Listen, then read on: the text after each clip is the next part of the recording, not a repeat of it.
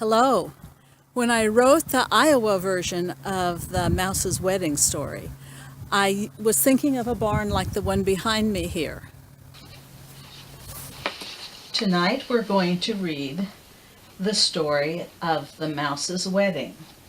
And I'm telling you my version, an Iowa field mouse's wedding.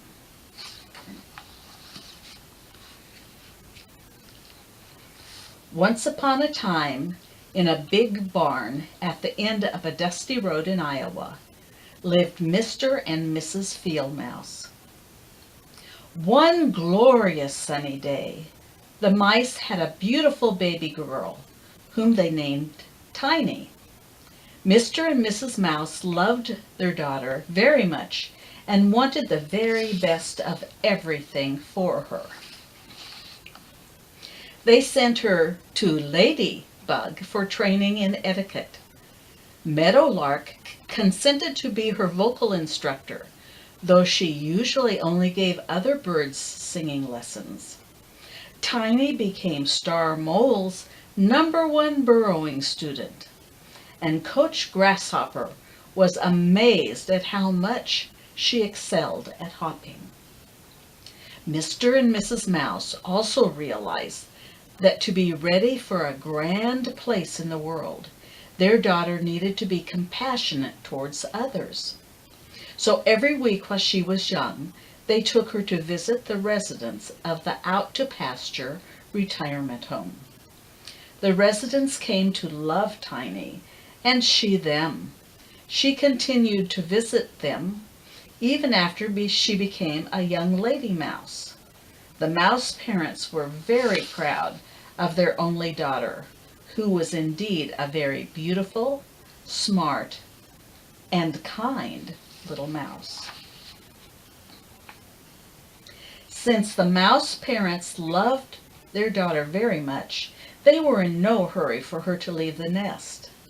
However, they imagined that one day Tiny would marry someone grand and powerful, and she would be looked up to and admired by all.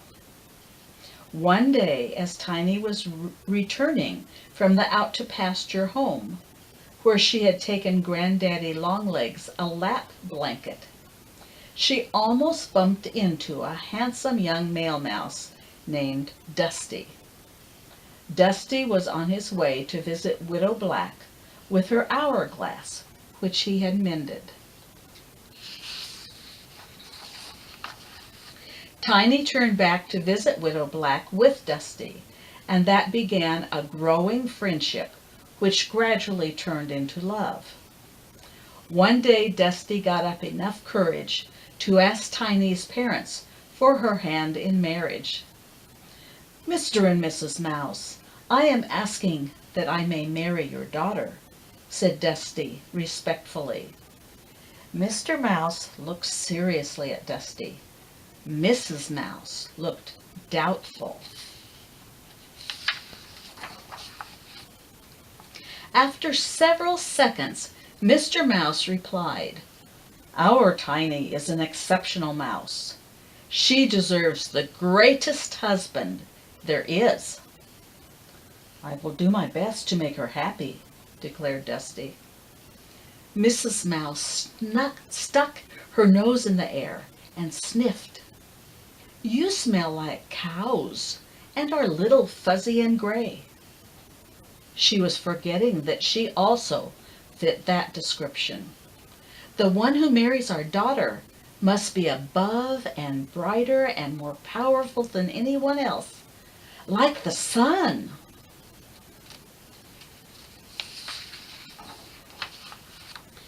Mr. Mouse got a thoughtful expression on his face.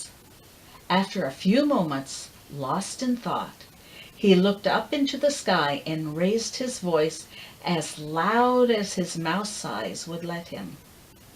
"Mr. Sun, we have a very exceptional daughter. She deserves the greatest and most powerful husband in the world. Would you marry her?" Dusty was downcast, and Tiny was frightened by the prospect of marrying Sun. The sun squinted down at the small creatures, just as a cloud started to cross in front of him. "I'm sorry," said the sun.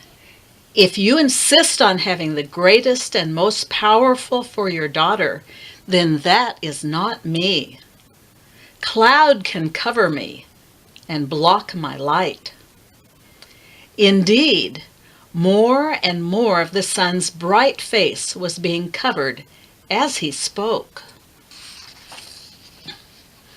Father Mouse directed his next words to the cloud.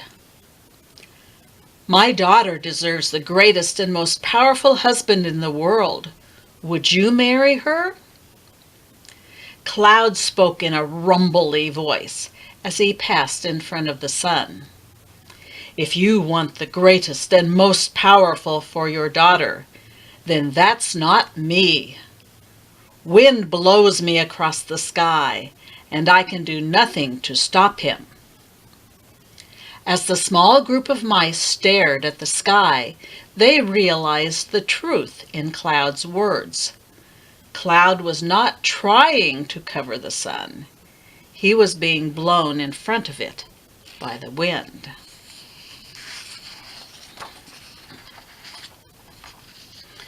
Father Mouse then shouted to Wind, "My daughter deserves the greatest and most powerful husband in the world. Will you marry her?" The wind stopped blowing the cloud across the sky and created a whirlwind close to Mr. Mouse, his wife, their daughter Tiny, and Dusty as they all stood in the barnyard. Tiny hid behind Dusty to keep from being blown away by the wind. Mr. and Mrs. Mouse grabbed each other and braced their feet. Wind whistled as he spoke. "If you desire the greatest and most powerful husband for your daughter, then I cannot marry her." The mice's ears flapped in the whirling wind. "The walls of barns stop me. When all the doors are closed, I cannot find a way inside. Barn is greater than I." Father Mouse turned to Barn. "My daughter deserves the greatest and most powerful husband. Will you marry her?" The Barn solemnly gazed down at the small creatures he had so often felt within his walls. Barn creaked and moaned. "If you desire the greatest and most powerful husband for your daughter, then I should not marry her. Dusty Mouse has gnawed many holes in me, and I have not been able to stop him. Still, he is careful not to gnaw any of the beams that support my great size.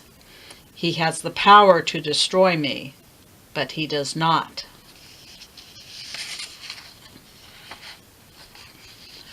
Mrs. Mouse turned with a big smile on her face toward Dusty.